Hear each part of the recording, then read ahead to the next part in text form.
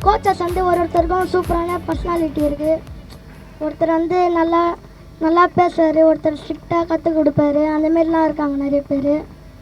நான் வந்து டாக்டர் ஆக போகிறேன். எனக்கு இந்த சம்மர் கேம்ப் வந்து ஜாலியாக இருந்துச்சு, எனக்கு ரொம்ப பிடிச்சிருக்கு. எனக்கு இங்கே வந்ததுலேருந்து ஜாலியாக இருக்குது.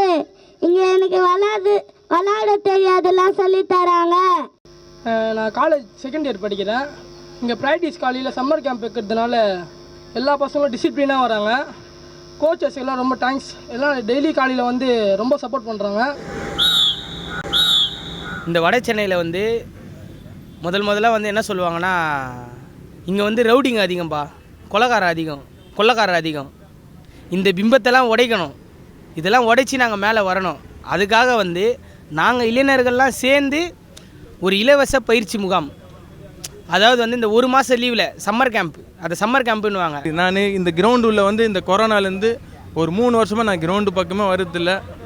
பசங்கள்லாம் சேர்ந்து பண்ணுறேன்ட்டு என்னை கூப்பிட்டாங்க, நான் வந்ததில் இவ்வளோ ஜனம் இருக்கிறப்ப எனக்கு ஹாப்பியாக இருக்குது. சில பேர் என்னன்னா இதை வந்து தப்பாக பயன்படுத்துகிறாங்க. இங்கேருந்து நடக்கிறது எத்தனை பேர் சில பேர்கிட்ட தப்பாக சொல்கிறாங்க. ஆனால் பசங்க இது வரைக்கும் சோசியல் சர்வீஸ் தான் பண்ணுறாங்க. கிட்டத்தட்ட நிறைய பேர் போதை வசத்துக்கும் குடிப்பழக்கத்துக்கும் நிறைய கெட்ட தீய பழக்கத்துக்கு அடிமையாயிட்டாங்க. அந்த கிரவுண்டுன்னு ஒன்று இருந்திருந்தால் நிறைய இளைஞர்கள் காப்பாற்றப்பட்டிருப்பாங்க.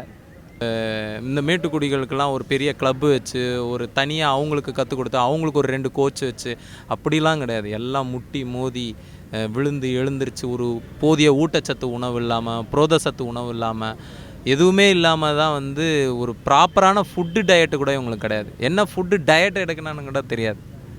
இவங்களுக்கு விளையாட தெரியும், ஆனால் அந்த டயட் என்னன்னு கூட தெரியாது. ஏன்னா இப்போ இருக்கிற சூழ்நிலையை பார்த்தா சிறுவர்கள் முதல் குழந்தைகள் வரை வந்து மொபைல் தான். மொபைல் இல்லாத யாருமே இல்லை. இப்போது இந்த ஸ்போர்ட்ஸ், இந்த சம்மர் கேம்பெயின் வந்ததுனால மொபைலே யாருமே யூஸ் பண்ணுறதில்ல. காலைல வந்து விளாட்றாங்களா, விளையாடி முடிச்சுட்டு போயிட்டு தூங்கிடுறாங்க. ஏன்னா அவங்களுக்கு வந்து அந்த டயர்ட்னஸ், இந்த உடற்பயிற்சி பண்ணுறதுனால அந்த மொபைல் யூசேஜ் கிடையாது. நான் ஒரு ஃபுட்பால் பிளேயர்லாம் கிடையாது, நான் ஒரு டென்னிஸ் பால் கிரிக்கெட்டர். எனக்கு என்ன ஒரு இஷ்யூனா, நம்ம பசங்க வந்து எல்லாம் ஃபுட்பால் விளையாடுறாங்க, ஆனால் அவங்களுக்கு யாருக்குமே வந்துட்டு மேலே தூக்கி விடுறதுக்கான ஆள் இல்லை. என்னால் தூக்கி விட முடியும்னு சொல்லு, நானும் தூக்கி விடுவேன். என்ன யாரும் சப்போர்ட் பண்ணுறதுக்கு ஆள் இல்லை. இருந்தாலும் என்னால் முடிஞ்ச சப்போர்ட் நம்மளோட தம்பிங்களுக்கு. இப்போ இங்கே வந்து ஒரு 1 லட்சம் இளைஞர் இருக்காங்கன்னா அதில் ஒரு 1000 பேர் ட்ரக் அடிக்கிறது பெருசு. நீங்கள் அண்ணா நகரில் போங்க, விதவிதமாக ட்ரக் அடிக்கிறான்.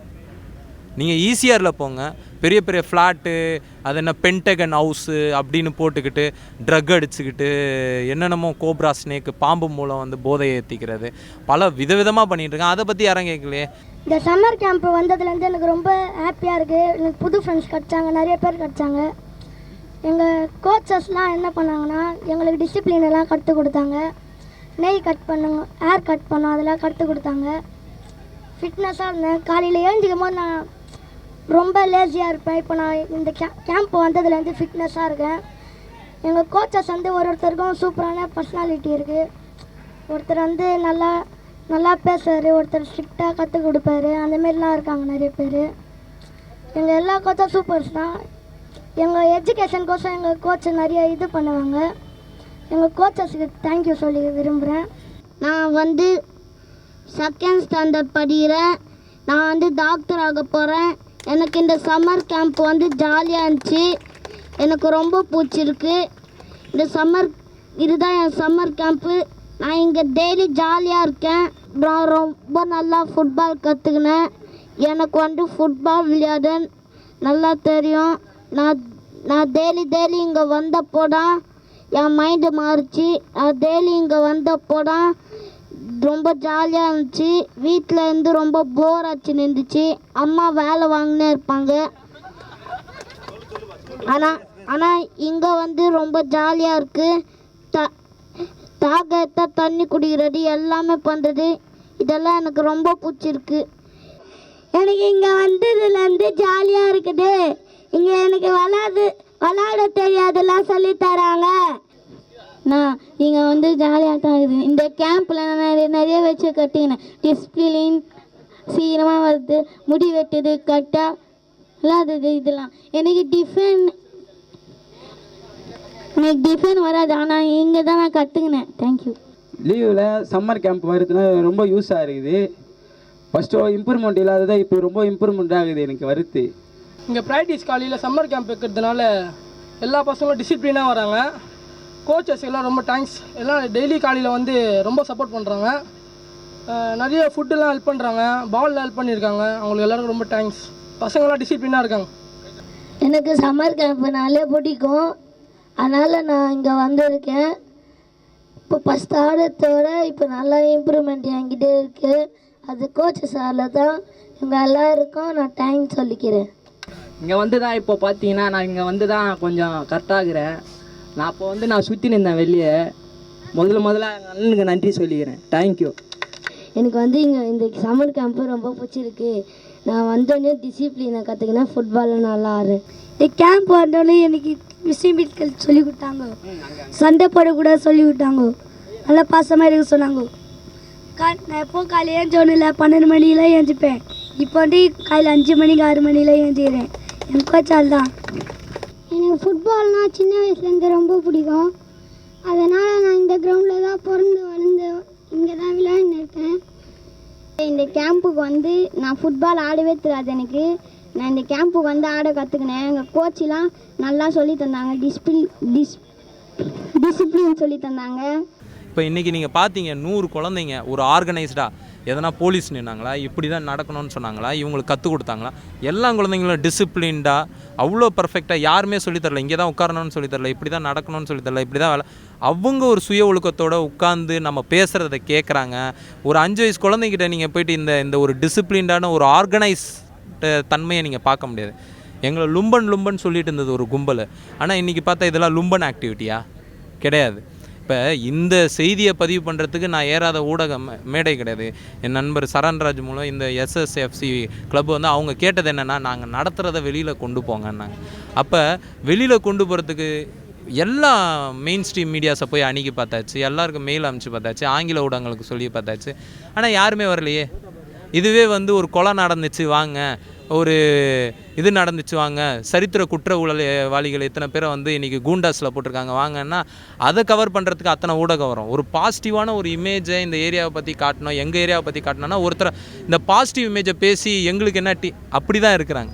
அப்போ இந்த பொது சமூகத்தோட தேடல்ன்றது வந்து எங்களை பற்றின தேடல்ன்றது எங்களோட திறமையை பற்றினதோ எங்களுடைய ஹெரிட்டேஜ் பற்றினதோ கிடையாது. எங்களுடைய நாலேஜ் பற்றினது, இதை பற்றிலாம் அவங்களுக்கு தேடணும்னு அவசியம் கிடையாது.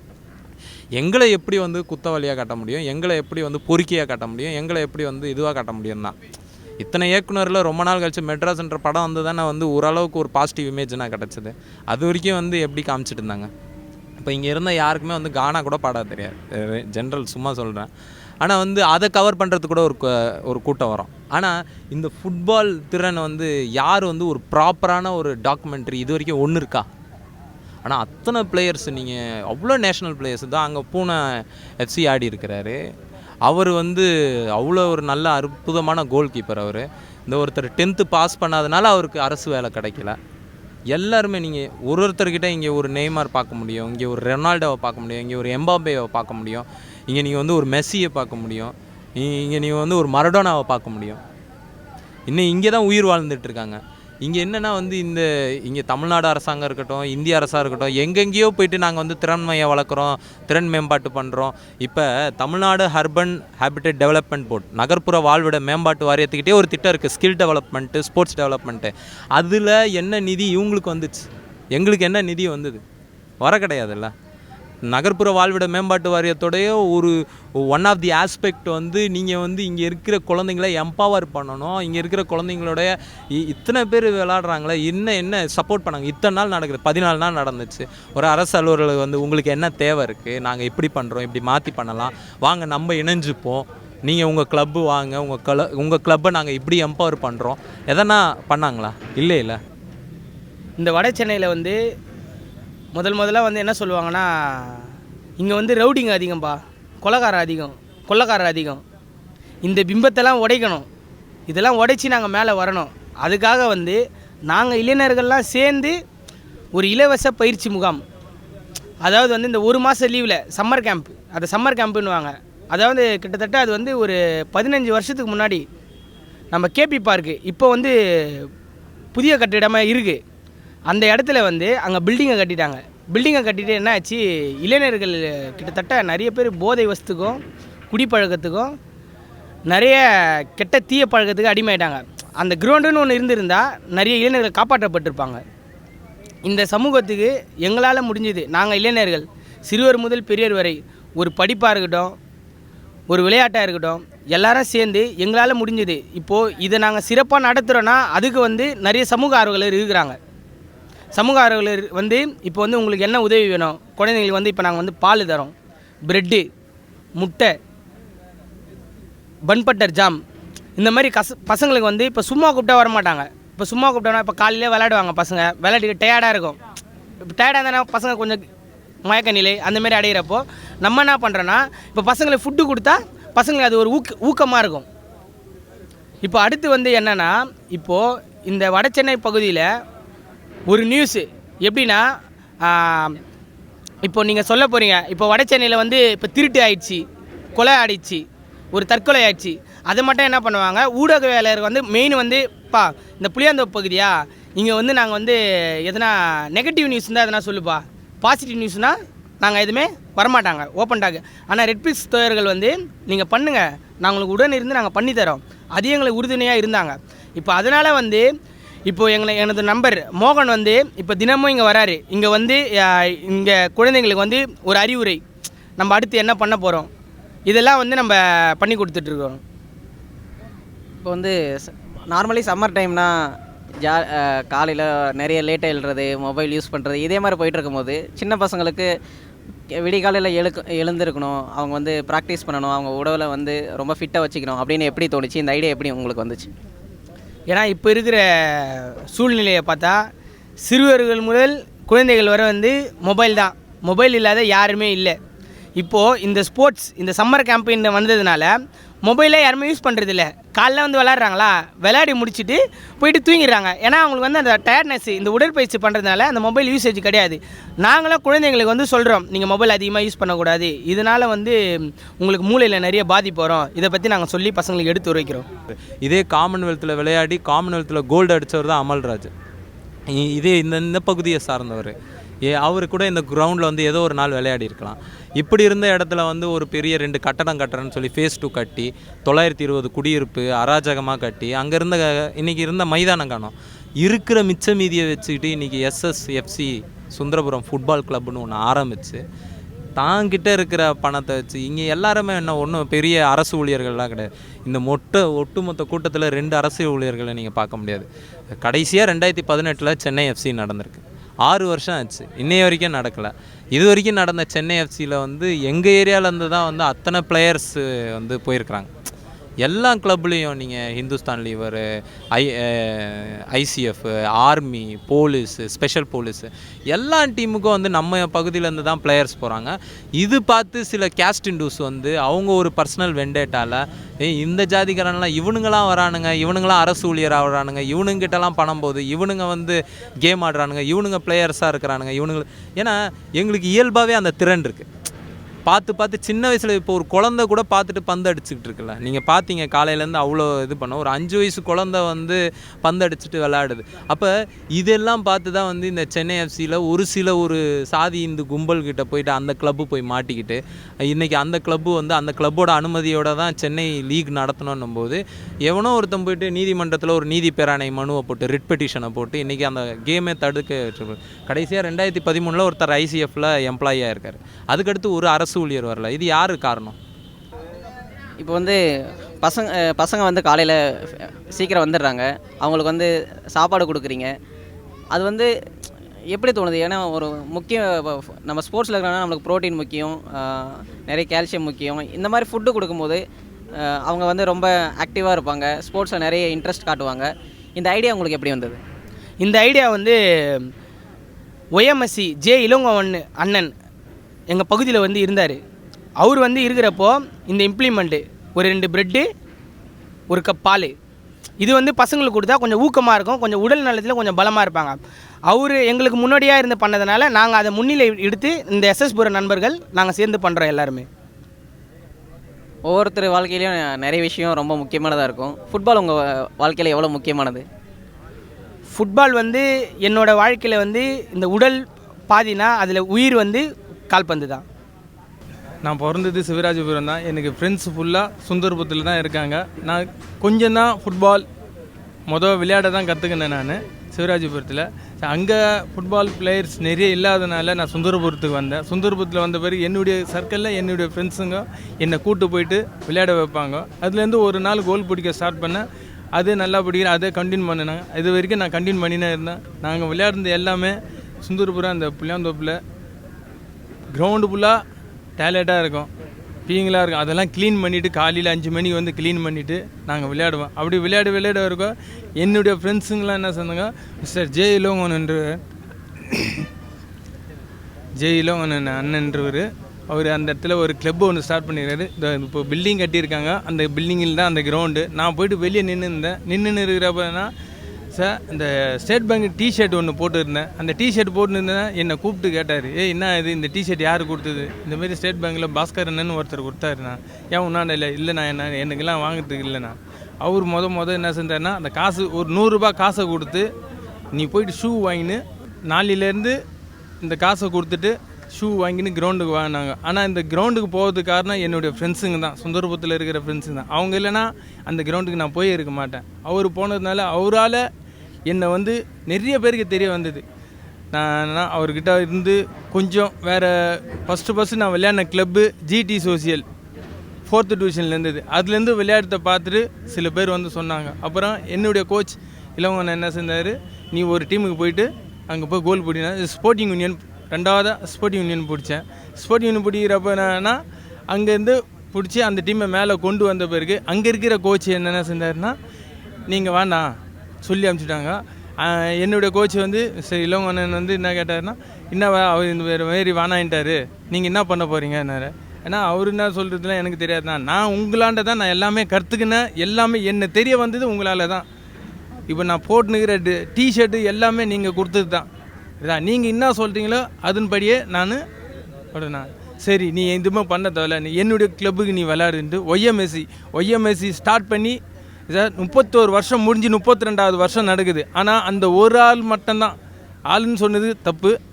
என்னுடைய குருநாதர் அவர் இல்லைன்னா இந்த சுந்தரபுரம் சிவராஜபுரம் இந்த வட சென்னையிலேயே யாருமே தெரிஞ்சிருக்க மாட்டோம். மெயினாக ஃபர்ஸ்ட் ஆஃப் ஆல் அவருக்கு ஒரு தேங்க்ஸ். ஏன்னா அவர் இல்லாமல் இந்த இடத்துல யாருமே வந்திருக்க முடியாது. ஸோ இப்போ வந்து நம்ம இப்போ வந்து கோச்சிங் கொடுக்கும்போது நிறைய குழந்தைகள் இருந்தாங்க. இப்போ வந்து குழந்தைங்களை வந்து டிசிப்ளின் பண்ணுறது நம்ம அதட்டி பண்ண முடியாது. இப்போ ஸ்போர்ட்ஸ்ன்றது ஒரு எவ்வளோ டிசிப்ளின் ஒரு பர்சனை டிசிப்ளின் ஆக்கிறதுல ரொம்ப முக்கியமான ரோல் பண்ணுது. இப்போ வந்து பசங்க வந்து சம்மர் வெக்கேஷன் வந்துருச்சு, அவங்களுக்கு ஃப்ரீயாக தான் இருக்க போகிறாங்க, ரொம்ப லேட்டாக எழுவாங்க, அவங்க பிடிச்சது பண்ணுவாங்க, எக்ஸ்ப்ளோர் பண்ணுறது தப்பான விஷயம் கூட எக்ஸ்ப்ளோர் பண்ணிடுவாங்க. இப்போ இந்த டைமில் ஸ்போர்ட்ஸ்ன்றது அவங்கள டிசிப்ளினில் எவ்வளோ பெரிய ரோல் பண்ண போகுது? ஸ்போர்ட்ஸுன்றதே ஒரு டிசிப்ளின் தான். நீங்கள் ஸ்போர்ட்ஸோ இப்போ ஒரு கவ்வாத்து பயிற்சி கூட, ஒரு போலீஸில் ஒரு மார்ச் ஃபாஸ்ட் கொடுக்குறது கூட எதுனா அவனை ஒரு ஆர்கனைஸ் பண்ணணுன்றது தான். இப்போ sports is also organising unorganised persons. நீங்கள் அன்ஆர்கனைஸ்டாக இருக்கக்கூடியவங்கள ஆர்கனைஸ் பண்ணுறதுக்கு ஸ்போர்ட்ஸ் ஒரு வைட்டல் ரோல் ப்ளே பண்ணோம். அதே மாதிரி டிசிப்ளினும் ஸ்போர்ட்ஸ் தான் ப்ளே பண்ணோம். இங்கே வர சொல்ல இப்படி தான் முடி வெட்டணும், இப்படி தான் நகம் வெட்டியிருக்கணும், இப்படி தான் டெய்லி நம்ம நீட் பண்ணிட்டு வரணும், நம்மளை லெஜிபிளாக காமிச்சிக்கணும், ப்ளசண்ட்டாக காட்டணும், நம்மளை ப்ளசண்ட்டாக ப்ரெசென்ட் பண்ணிக்கணும். இப்படின்றதெல்லாம் எங்கே இருந்ததுன்னா இங்கே இந்த கிரவுண்ட்லேருந்து லேர்ன் பண்ணுறது தான். இந்த கிரவுண்ட்லேருந்து எஜுகேட் பண்ணிக்கிறது தான் அதெல்லாம். இந்த மாதிரி சம்மர் கேம்ப் நீங்கள் சொன்ன மாதிரி இன்றைக்கி குழந்தைங்களுக்கு ADHD அதிகமாகிடுச்சு, அட்டென்ஷன் டெஃபிசிட் ஹைப்பர் டிஸார்டர். இந்த கொரோனா காலகட்டத்துக்கு பிறகு இந்த ADHD மனநோய் எல்லா குழந்தைங்களுக்கும் கவன குவியல் இருக்க மாட்டேங்குது. 20 செகண்ட் மேலே கவனம் குவிக்க முடியலன்றது ஆய்வுகள் சொல்லக்கூடிய முடிவாக இருக்குது. அப்படி இருக்க சொல்ல நீங்கள் ஒரு 2 மணி நேரம் 3 மணி நேரம் ஃபோன்லாம் எடுத்து ஓரமாக வச்சுட்டு நீங்கள் ஒரு குறிப்பிட்ட விஷயத்தில் நீங்கள் கவனம் குவிக்கிறோன்னும் போது அது அந்த குழந்தைகளோட பர்சனல் என்ரிச்மெண்ட்டில் கூட அது ரொம்ப ஒரு பெரிய முக்கியமான பங்கு வகிக்குது. அந்த வகையில் இந்த சம்மர் கேம்ப்புன்றது வெறுமனை அடையாளம் மீட்பு, வெறுமனை விடுதலை, இதெல்லாம் தாண்டி பர்சனலாகவே அந்த குழந்தைங்களுக்கு ஒரு மிகப்பெரிய பங்கு வகிக்குது.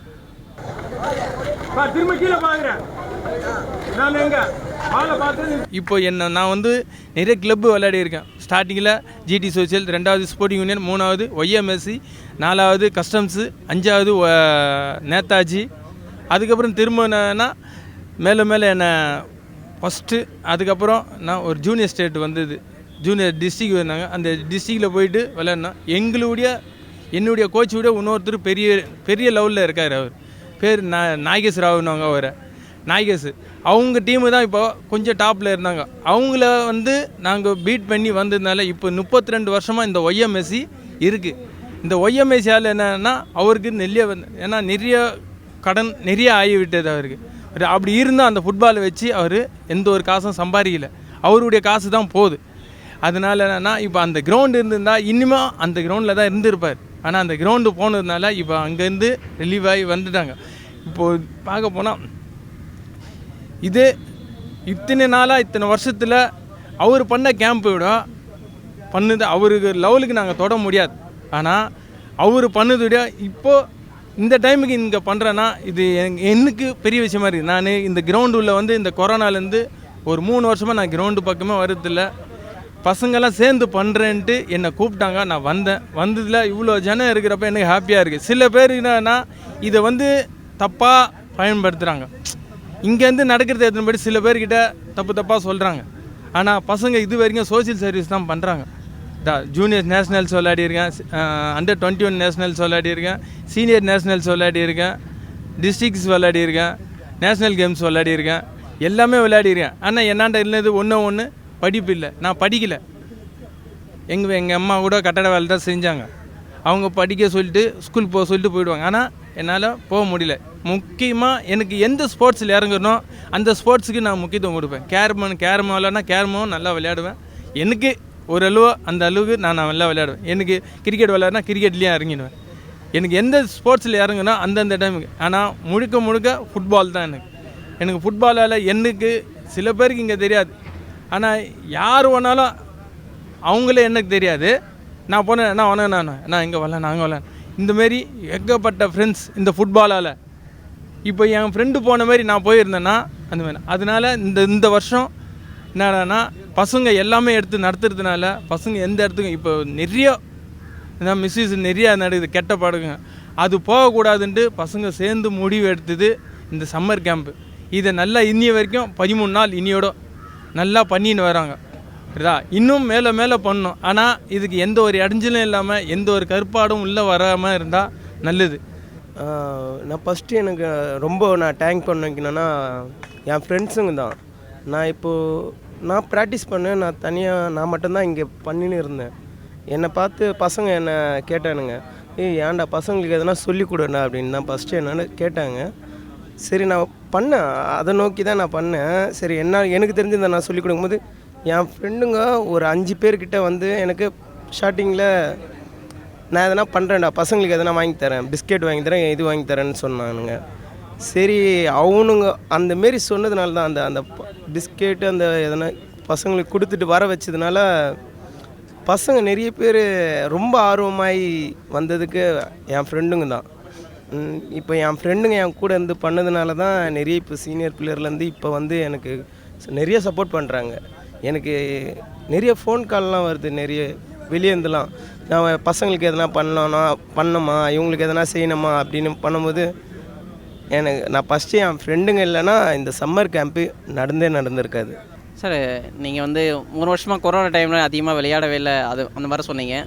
இப்போ வந்து குழந்தைங்களாம் வராங்க, சின்ன பசங்களாம் வராங்க விளையாடுறதுக்கு. அவங்களுக்கு வந்து சொல்லித்தரத்துக்கு நீங்களும் வரீங்க. உங்களுக்கு எவ்வளோ சந்தோஷமாக இருக்குது? அதை கற்றுக் கொடுக்கும்போது உங்களுக்கு எவ்வளோ சந்தோஷமாக இருக்குது? எனக்கு ரொம்ப ஹாப்பியாக இருக்குது சார். ஏன்னா எங்கள் இடத்துல இந்த எஸ்எஸ்புரத்தில் எத்தனை பசங்க இருப்பாங்கன்னு எனக்கு தெரியாது. ஸோ கோல் கீப்பர்ன்றது தனிப்பட்ட இது இல்லை. அது விளையாடுறப்போ அவங்களுக்கு ஈஸியாக இருக்கும். ஆனால் உடல் பயிற்சி எடுக்கிறப்போ கஷ்டமாக இருக்கும். அதை பயிற்சி எடுத்துகிட்டு மேலே வந்துட்டானா அவன் மெச்சூர்டான. அதாவது ஒரு டிஸ்ட்ரிக்ட் மேட்ச் போனான்னா இந்த இடத்துல ஒரு 10 ஃப்ரெண்ட்ஸு, டிஸ்ட்ரிக்ட் மேட்ச் போனான்னா அந்த இடத்துல ஒரு 20 பேர் இருப்பாங்க. அதனால என்ன ஆகுனா அவனுடைய டெவலப்மெண்ட் ஆகும். நீ என்ன பண்ணாலும் படிக்க தான் சொல்லுவேன். ஃபஸ்ட்டு படிக்கண்டா, என்னமாரி ஆகிடாதீங்க. இப்போ என்னுடைய சர்டிஃபிகேட்லாம் என்ன வேஸ்ட்டாக குப்பையில் தான் போகுது. என் பையன் பார்த்தாலும் பரவாயில்ல. அதனால் என்னென்னா படிச்சுட்டு ஒரு ஸ்போர்ட்ஸில் வந்தீங்கன்னா அந்த ஸ்போர்ட்ஸுக்கு முக்கியத்துவம் கொடுங்க. சார் கிரவுண்டில் இறங்கினா என்ன கோச் என்ன சொன்னால், கிரவுண்ட்லனா இட்ஸ் மென்டல். நீ என்ன ஒன்றாலும் பண்ணு, கிரவுண்டில் இறங்கிட்டேன் மென்டலாக ஆகு, பார்க்குறவங்க எது ஒன்றாலும் பண்ணிட்டோம். அந்தமாரி பசங்க இப்போ 4 பேர் வராங்க, 4 பசங்க. அதுவும் அவங்க வந்து சின்ன வயசுலேருந்து கற்றுக்கல, இப்போ இடையில தான் வந்து கற்றுறாங்க. அந்த இடையில கற்றுனதுல நல்ல இம்ப்ரூவ்மெண்ட் பண்ணியிருக்காங்க. அதுதான் எனக்கு. நான் ஒரு ஃபுட்பால் பிளேயர்லாம் கிடையாது, நான் ஒரு டென்னிஸ் பால் கிரிக்கெட்டர். எனக்கு என்ன ஒரு இஷ்யூனா, நம்ம பசங்க வந்து எல்லாம் ஃபுட்பால் விளையாடுறாங்க, ஆனால் அவங்களுக்கு யாருக்குமே வந்துட்டு மேலே தூக்கி விடுறதுக்கான ஆள் இல்லை. ஆள் இல்லைன்னு என்னால் தூக்கி விட முடியும்னு சொல்லு, நானும் தூக்கி விடுவேன். என்ன யாரும் சப்போர்ட் பண்ணுறதுக்கு ஆள் இல்லை. இருந்தாலும் என்னால் முடிஞ்ச சப்போர்ட் நம்மளோட தம்பிங்களுக்கு, என்னுடைய ஃப்ரெண்ட்ஸ் சர்க்கிளில் சில விஷயத்தை சொல்லி நம்மளால் முடிஞ்சது ஏதோ ஹெல்ப் பண்ணிகிட்டு இருக்காங்க, அவங்களும் பண்ணுறாங்க. நான் என்ன என்னோட சொல்கிறேன்னா, இந்த வீடியோ பார்க்குறவங்களுக்கு அவங்களால முடிஞ்ச ஒரு உதவி இருக்கிற விஷயத்த சொல்கிறேன், வேறு ஒன்றும் இல்லை. இதான் முன்னாடி சொன்ன மாதிரி நானும் கால்பந்தாட்ட வீரன்லாம் ஒன்றும் கிடையாது. இது வந்து குறிப்பாக கால்பந்தாட்டன்றது கிட்டத்தட்ட வந்து வடசென்னையுடைய ஒரு தேசிய விளையாட்டு மாதிரி. வடசென்னைக்கு வந்து கால்பந்தாட்டம், கேரம், டேபிள் டென்னிஸ், குத்துச்சண்டை, இது நானுமே வந்து ஒரு தேசிய விளையாட்டு மாதிரி. இங்கே வந்து பெரும்பாலும் வந்து இந்த விளையாட்டு தான் மாணவர்கள் விளையாடுறாங்க. ஆனால் இவங்க விளையாடுற பயிற்சிகளோ இவங்க எடுத்துக்கொள்கிற பயிற்சிகளோ வந்து எந்த ஒரு உதவிகளும் மற்று அவங்களே தான் சுயம்புவாக தான் அவங்களே தான் முன்னேறி வராங்களே ஒழிய எந்த ஒரு பேர் சொல்லிக்கக்கூடிய பிரபலமான கிளப்போ இல்லை பிரபலமான கோச்சுகள் மூலயமோ எதுவுமே கிடையாது. இவங்களுக்கு தெரிஞ்சதை அடுத்த தலைமுறைக்கு கடத்துறது தான் இவங்களுடைய முதல் பணியாக இருக்குது. அந்த வகையில் வந்து இப்போ எல்லாரும் சொன்ன மாதிரி அந்த கோச் இளங்கோவன்றவர் அவர் ஆரம்பித்த பணி, அவருக்கு யாரோ ஒருத்தர் சொல்லி கொடுத்துருப்பாங்க. அவருக்கு ஏன் இவ்வளவு இன்டென்ஸாக ஒரு இன்டென்ஷனோடு இதை ஏன் பண்ணுறாரு, ஏன் தொடர்ச்சியாக தாங்கிட்ட பணம் இல்லைனாலும் இதை ஏன் பண்ணுறாருன்னா, அவர் ஒரு காலகட்டத்தில் எந்த ஒரு உதவிகளும் மற்றும் ஒரு 10 ரூபா கிடைக்காதா இந்த மேட்ச் போய் ஆடலாம், ஒரு பஸ் ஏறி போய் ஆடலாம். அப்போ அந்த ஒரு 10 ரூபானால ஒரு 50 ரூபானால ஒரு ஷூ வாங்க முடியாமல் ஒரு டிஷர்ட் வாங்க முடியாமல் சில மேட்ச் அவரால் விளையாட முடியாமல் இருந்திருக்கும். அந்த கஷ்டத்தை உணர்ந்து தான் நம்ம பட்ட கஷ்டத்தை யாரும் படக்கூடாதுன்ற நோக்கில் அவர் இவங்களுக்கு கற்றுக் கொடுத்தாங்க. இன்றைக்கி இவங்க ஒரு 15 ஆண்டு கால இடைவெளிக்கு பின்னர் இவங்க இன்றைக்கி என்ன பண்ணுறாங்கன்னா, நாம் ஒன்று எடுத்தோம் இந்த சமூகத்துலேருந்து. இப்போ அம்பேத்கர் சொல்கிறார் பே பேக் டு த சொசைட்டி, இவங்க அதை தான் பண்ணிகிட்ருக்காங்க. இது ஒரு வகையில் பே பேக் டு த சொசைட்டி தான். இவங்களுக்கு தெரிஞ்ச அந்த நாலேஜ், அந்த ஹெரிடிட்டரியாக வந்த இது ஒரு கிட்டத்தட்ட ஃபுட்பால் நாலேஜுன்றது இங்கே ஆர்கானிக்காக எல்லாருக்குமே இருக்கும். யாருக்கும் கோச்லாம் அங்கே டிவி பார்த்து கற்றுப்பாங்க. டிவி பார்த்து ரொனால்டோ ஆடி இங்கே எல்லாருக்கும் ரொனால்டோ ஒரு கோச்சாக இருப்பான், மெஸ்ஸி ஒரு கோச்சாக இருப்பான், எம்பாபே ஒரு கோச்சாக இருப்பான், நெய்மார் ஒரு கோச்சாக இருப்பாங்க. இப்படி தான் இவங்களுக்கு வந்து ஆர்கானிக்காக இவங்களே கற்றுக்கிட்டது தானே ஒழிய யாரும் கற்றுக் கொடுத்தோ ஒரு தனியாக ஒரு தனிப்பயிற்சி நடத்தி இந்த மேட்டுக்குடிகளுக்கெல்லாம் ஒரு பெரிய கிளப்பு வச்சு ஒரு தனியாக அவங்களுக்கு கற்றுக் கொடுத்து அவங்களுக்கு ஒரு 2 கோச் வச்சு அப்படிலாம் கிடையாது. எல்லாம் முட்டி மோதி விழுந்து எழுந்திரிச்சு ஒரு போதிய ஊட்டச்சத்து உணவு இல்லாமல், புரோதசத்து உணவு இல்லாமல், எதுவுமே இல்லாமல் தான் வந்து ஒரு ப்ராப்பரான ஃபுட்டு டயட்டு கூட இவங்களுக்கு கிடையாது. என்ன ஃபுட்டு டயட் எடுக்கணும்னு கூட தெரியாது. இவங்களுக்கு விளையாட தெரியும், ஆனால் அந்த டயட் என்னன்னு கூட தெரியாது. அதை சொல்கிற இவங்களுக்கு எந்த டயட்டிஷியன் வர கிடையாது, இவங்களுக்கு எந்த ஃபிசிஷியன் வர கிடையாது. இப்போது திடீர்னு ஒருத்தருக்கு வந்து ஒரு கேஷுவாலிட்டி ஆகிடுச்சு, ஆனால் ஒரு ஃபிசியோதெரபிஸ்ட்டோ யாருமே கிடையாது. ஆனால் இவங்க அனுபவத்துலேருந்து பெற்ற ஒரு ஆர்கானிக்கான அந்த ஒரு நாலேஜ் இருக்குது பார்த்தீங்களா, அந்த நாலேஜ்லேருந்து தான் வராது. இப்போ எப்போவுமே ஒன்று சொல்லுவாங்க, தொலைச்ச இடத்துல தான் தேட முடியும்னு. இங்கே வந்து ஒரு விஷயத்தை நீங்கள் காலையிலேருந்து பார்த்தீங்கன்னா எல்லாரும் என்ன சொல்லுவாங்கன்னா, எங்கள் அடையாளத்தை மாற்றணும். எங்கள் அடையாளம் வந்து இதுதான். ஆனால் வந்து பொது சமூகம் வந்து வேற ஒன்றும் ஒரு அடையாளமாக கொடுத்து வச்சிருக்கு.